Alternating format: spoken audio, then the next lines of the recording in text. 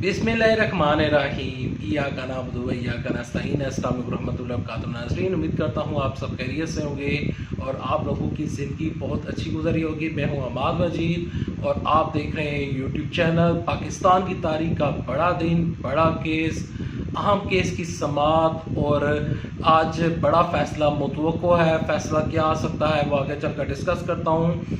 अभी supreme court से चंद अहम खबरें सामने आई हैं, वो आपके साथ वो खबरें डिस्कस करने से पहले, आगे बढ़ने से पहले आप सबसे छोटी सी गुजारिश है कि इस वीडियो को लाइक कीजिएगा, चैनल सब्सक्राइब कीजिएगा, साल की नोटिफिकेशन बेल दबाइएगा ताकि जो आने वाले वीडियोस हैं आप उनको मिस ना कर सकें। यहाँ पर 22 जुलाई को इलेक्शन हुआ पंजाब असम्बली में, तो वहाँ पर डिप्टी स्पीकर ने एक रूलिंग जारी की कि उन्होंने 10 वोट जो मुस्लिम लीग काफ के थे तो उन्होंने वो काउंट नहीं किए। उसके बाद ये मामला चला गया सुप्रीम कोर्ट में।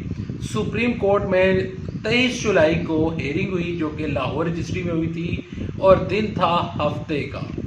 हफ्ते के दिन हेयरिंग हुई और वहाँ पर सुप्रीम कोर्ट में जो मुस्लिम लीग नून के वकील थे इरफान कादर साहब, उन्होंने डिप्टी स्पीकर की जो रूलिंग थी उसको वह दफा में वो नाकाम रहे थे और वहाँ पर नून लीग के वकील से, डिप्टी स्पीकर से और वहाँ पर जो भी वहाँ पर मुतलका लोग मौजूद थे उनसे अदालत ने, सुप्रीम कोर्ट ने, चीफ जस्टिस साहब ने जितने भी सवालात पूछे तो वो उन सारे सवालों के जवाब देने से नाकाम रहे थे।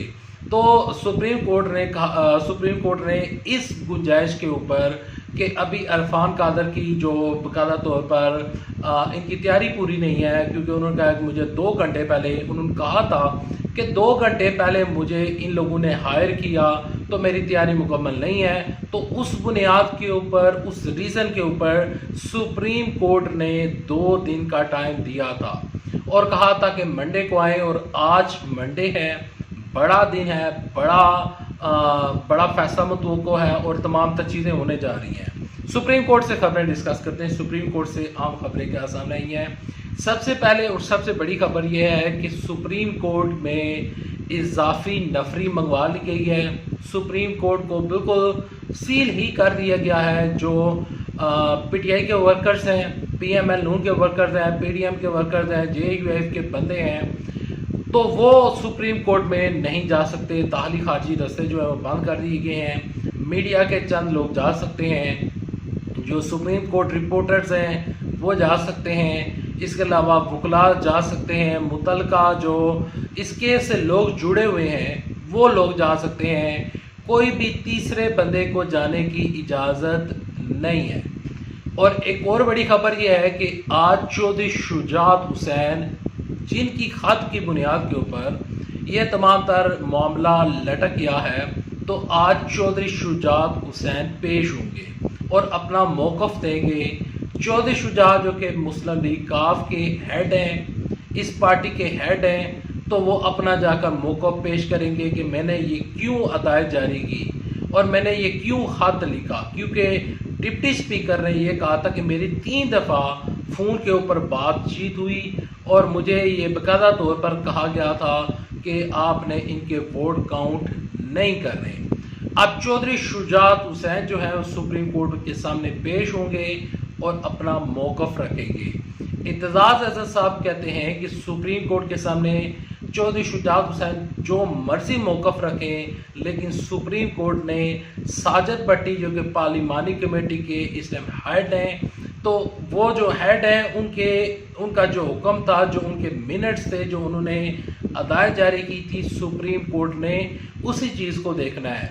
यहाँ पर बैरिस्टर जो है सलमान अकरम राजा साहब, जो कि मुस्लिम लीग नून के वकील हैं, और ये उस टाइम भी वकील थे जब बाकायदा तौर पर सुप्रीम कोर्ट में केस लगा हुआ था 25 मुनरिफ अरकान का, जो 20 मुनरिफ अरकान थे और 5 जो डी सीट हुए थे और 5 की जो बाकायदा तौर पर नोटिफिकेशन जारी हो रहा था, तो वहाँ पर जो 20 लोग निकल कर आए थे, तो जिन 20 लोगों की सीटों के ऊपर दोबारा इलेक्शन हुए थे लास्ट 17 जुलाई को, तो उस टाइम सलमान अकरम राजा साहब हैं, वो उस टाइम सुप्रीम कोर्ट में मुस्लिम लीग नून के वकील थे। तो उस टाइम इमरान खान साहब ने बाकायदा तौर पर एक लेटर जारी, इमरान साहब के जो पीटीआई के जो असद उमर साहब हैं, उन्होंने उस टाइम एक लेटर जारी किया था और उन्होंने इस्तदा की थी अदालत से कि आप इनको डी सीट करें।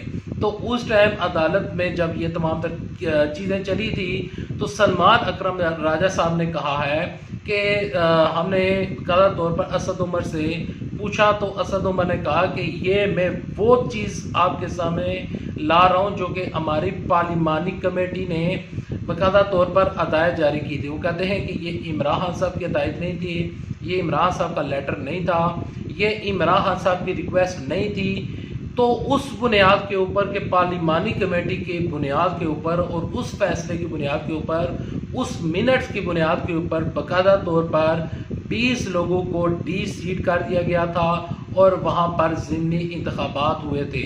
सलमान अकरम राजा साहब कहते हैं कि ये जो केस है, इस केस में भी वही हिसाब है।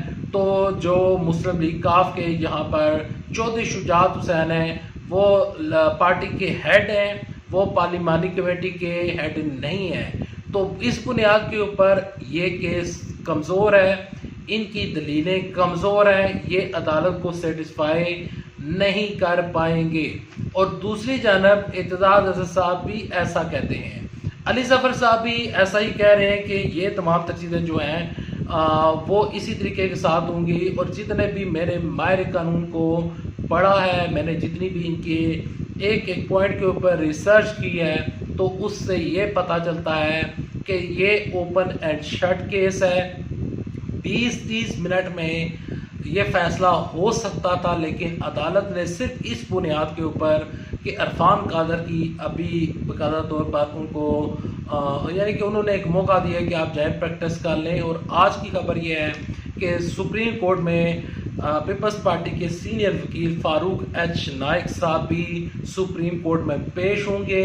और इसके अलावा साजिद भट्टी साहब जो हैं, जो कि पार्लिमानी कमेटी के हेड हैं मुस्लिम लीग काफ के, तो वो भी सुप्रीम कोर्ट में पेश होने जा रहे हैं। सुप्रीम कोर्ट में ये हेयरिंग होगी और सुप्रीम कोर्ट ने बाकायदा तौर पर डिप्टी स्पीकर को भी बुलाया हुआ है और हमजा शहबाज शरीफ को भी तलब किया हुआ है। और यहाँ पर हमजा शहबाज शरीफ जो हैं वो बाकायदा तौर पर एक तौहीन अदालत भी कर बैठे हैं, उनके ऊपर कंटेम्प्ट ऑफ कोर्ट का बाकायदा तौर पर केस बने जा रहा है।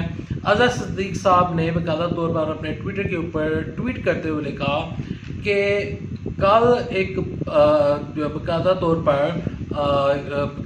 पर गवर्नर हाउस में जो कुछ हुआ, जो कि पंजाब की काबीना है, हमजा शहबाज शरीफ की जो काबीना है, जो कि लंबी चौड़ी काबीना है, तकरीबन 62 या 63 के करीब लोग हैं, लीगल एडवाइज़र मौजूद हैं, इसके अलावा बहुत लंबी चौड़ी काबीना है।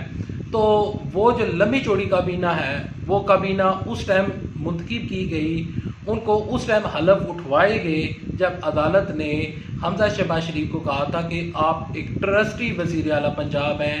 तो एक ट्रस्टी वज़ीर आला पंजाब की हैसियत सिर्फ़ और सिर्फ ये थी कि वो बराए नाम वज़ीर आला पंजाब थे, उनका कोई इख्तियार नहीं था कि कोई काबीना के हलफ उठवाएं, उनका कोई इख्तियार नहीं था कि वो किसी जगह पर तैनाती करवा सकें, किसी की तनख्वाहों में इजाफा करवा सकें, या किसी सरकारी जो अफसर होते हैं उनकी पोस्टिंग करवा सकें। तो उनके इख्तियार में कुछ भी नहीं था, वो बराए नाम वज़ीर आला पंजाब थे।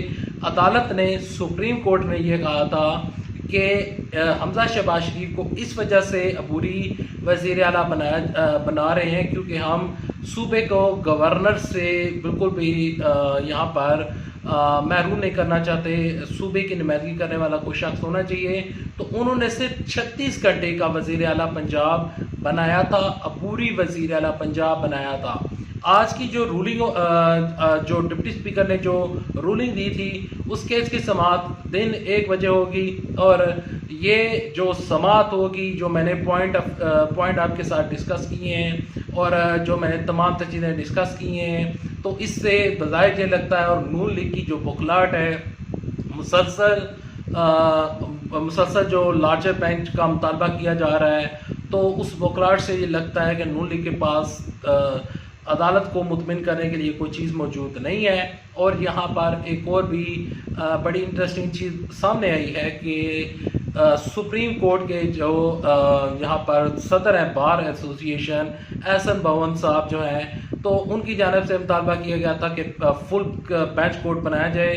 तो उसके ऊपर सदीक जान ने ट्वीट करते हुए लिखा है कि अब सुप्रीम कोर्ट के जो बार एसोसिएशन है उन्होंने एसएन भवन के इस मुतालबे के ऊपर भी उन्होंने एक सख्त रिएक्शन दिया है और जो वकला हैं वो भी आपस में तकसीम हो चुके हैं, बार एसोसिएशन भी तकसीम हो चुकी है और एसएन भवन को बाकायदा तौर पर कहा जा रहा है कि आप पार्टी ना बने, आप सुप्रीम कोर्ट के बार एसोसिएशन के यहाँ पर मेंबर हैं, तो आप ये काम बिल्कुल मत करें क्योंकि आप पार्टी ना बने, आपका काम है सुप्रीम कोर्ट तक ही महदूद रहना।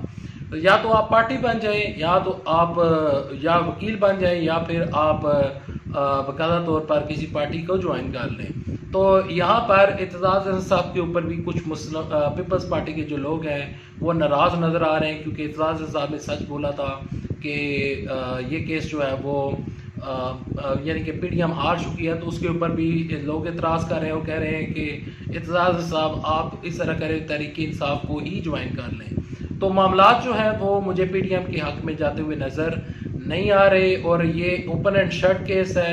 फैसला तहरीक इंसाफ के हक़ में आने का एक बड़ा कवी इम्कान ज़ाहिर किया जा रहा है। खैर अभी तक इतना ही, जो ही नेक्स्ट अपडेट आएंगी, हेयरिंग होगी और जो ही नेक्स्ट अपडेट मेरे तक पहुंचेगी आपके साथ इंशाल्लाह नेक्स्ट वीडियो में डिस्कस करूंगा। अभी तक इतना, नेक्स्ट वीडियो तक इजाज़त। अल्लाह हाफिज़। पाकिस्तान जिंदाबाद। पाकिस्तान